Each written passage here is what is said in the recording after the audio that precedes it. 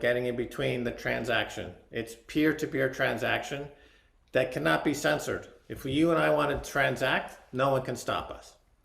We're using Bitcoin that is of absolutely scarce and even more scarce than gold.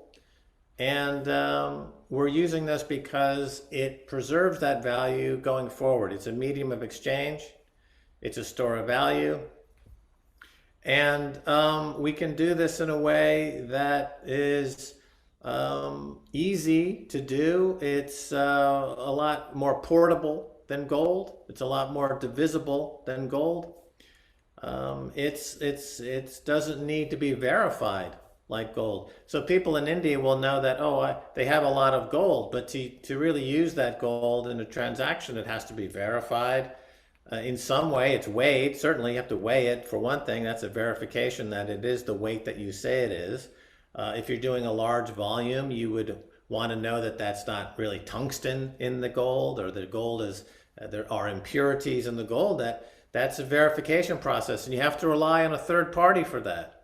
And that third party may or may not be completely acceptable for that job. And there's a lot of variation, a lot of things that happen during that verification of gold.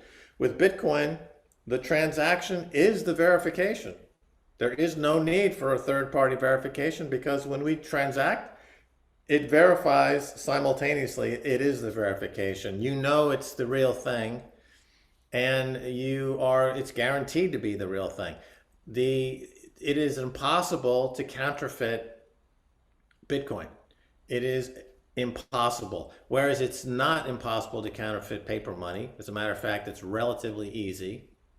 And it's also possible to pass counterfeit gold, or gold with impurities, or etc. Gold is not beyond this type of counterfeiting either. So with gold, with Bitcoin, it's uncounterfeitable, non-confiscatable. You can't censor it. You don't need a bank. So if you're part of the unbanked community, you don't need a bank. That's the good news. You don't need a bank. As a matter of fact, you're lucky you don't have to deal with a bank, because we're entering a new era where the banks are becoming extinct.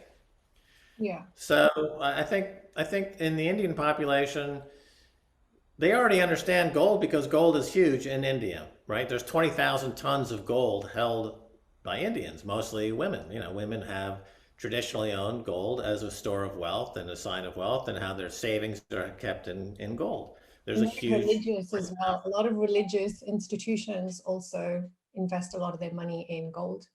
Right, so it's understood, and the value of it. So now, as we're entering into a digital age, you take all those properties and now apply it to a digital gold, and then you add unconfiscatability. You don't need a verification. It's portable. It's divisible. It has all these other properties that make it superior to gold in many ways.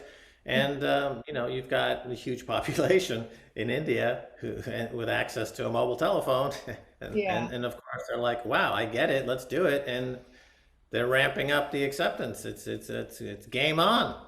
Yeah.